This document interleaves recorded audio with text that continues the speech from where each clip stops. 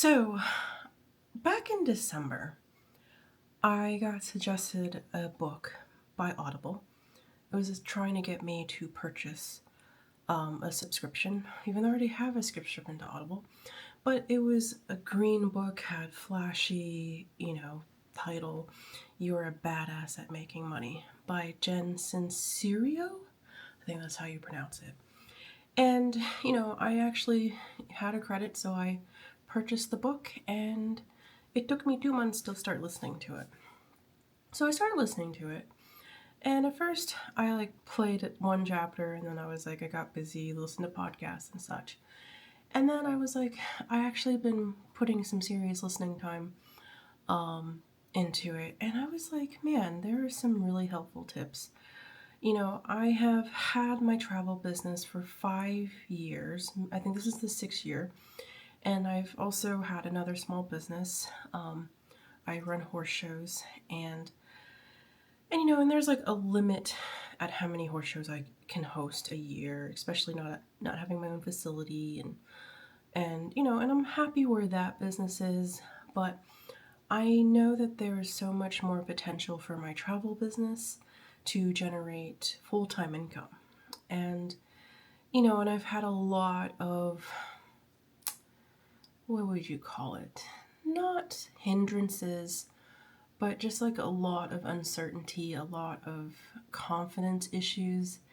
And, back in January of 2020, actually in 2019, I was very unhappy with my job.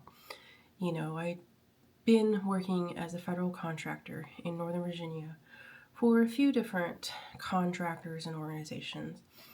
And I really was kind of feeling a little upset because, these companies, they tell you you're family and that you are valued, and then when they, excuse my language, when they fuck up and they can't get the proposal right, they don't get their numbers right, you are the victim.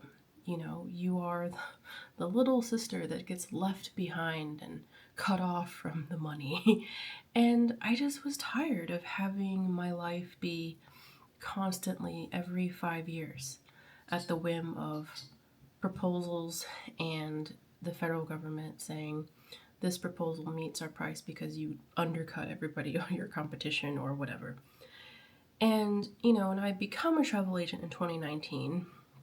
So in January, I was like, I can make this a full-time job. Little did I know COVID was going to happen and shut the world down. And I had saw how many of the full-time travel agents struggled.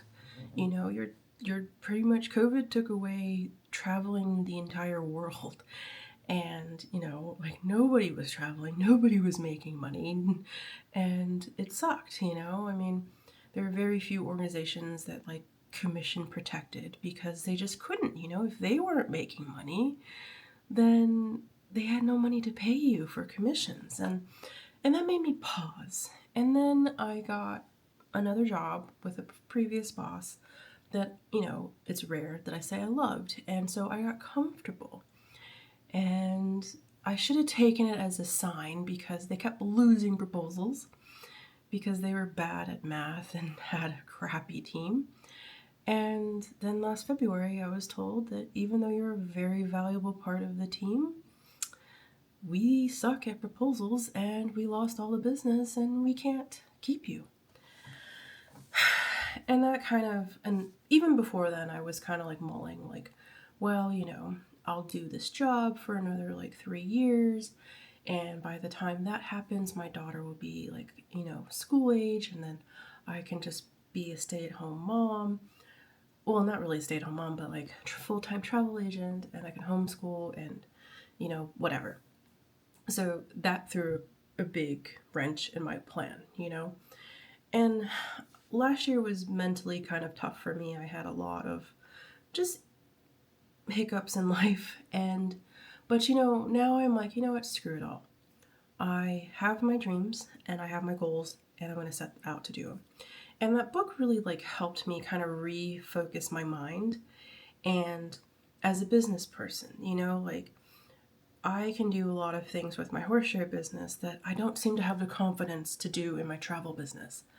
And I kind of like, you know what, I need to take horse show Anna, manager Anna, and put the more confidence into travel agent Anna. And like I have, instead of people like, oh, what do you do for a living? I'd be like, I'm a travel agent, even though it's not what I do for a living, but that's what I want to do for a living. So refocusing the mind, which has been one part of that book that I really am like taken away. And so like every week I kind of want to do like a short video. So this is probably the longest one. I don't know. I'm going to just share with you the things that I've done in my travel business that are good, maybe the bad, and maybe the ugly.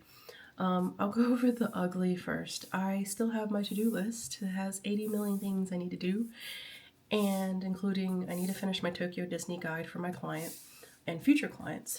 And I need to still do all the marketing. I still need to do new business cards.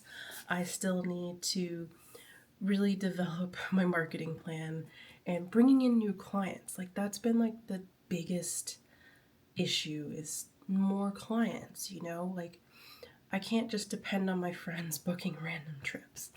And, if I want to make this full time, I really need to chase the lead. And, one thing she mentioned in that book is like, you are a salesperson. You might not want to be, but if you're a business, you need to chase the sale. And I think that's like the one thing I always hated is being a salesperson. But anytime I book a vacation, that is a sale. And so, again, refocusing the mind, you can still be a great travel agent and not be so like used car salesy, and make sure your client has the best trip and get that sale. There's also like parts of and this is probably like the bad, is that I just need to maximize my time, because there's times where I just like, oh, I'm gonna, schedule the marketing, and then like I go onto YouTube and then I start watching all the YouTube, or the TikTok reels, or, I'm trying to get ideas for like marketing, and then I end up like an hour later, like, oh shoot. So yeah, so need to fix that. The good, I did book one Disney trip for a friend, and I have one potential client that I need to actually like, we need to schedule a call so I know what they want for their Disney trip, because all I know is that they want to go to Disney. And I'm like, well, I can't really do a quote. So I need to know where you want, what's your budget, everything. So I need to schedule a call and talk to them and figure things out and get them squared away. And so it's a lot. And I think a lot of people, they see like travel agents like advertise, and they're hanging out at the beach drinking a margarita and stuff like that, and they think they travel for free too.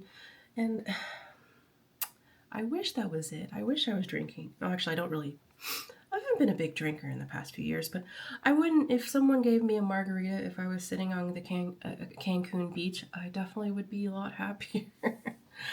Not that it's that like cold right now in Virginia for now. But yeah, no, there's a lot of work that goes into this. Any business, there's a lot of work. I think social media has really made the whole travel like agent lifestyle like all glitz and glam, and it's not. There's a lot of hard work that goes in. And yeah, I just wanted to share like kind of like a weekly vlog, the good, the bad, and the ugly. And I hope this will also help anybody that might be a travel agent or wannabe, or maybe you just can like take some of like my blabbering and my rambling and to be successful in your own business, So yeah, I think that's it. So I'll talk to you later. Like and subscribe. I think I'm gonna try to do this style of vlog every Sunday. So take care, guys. Bye.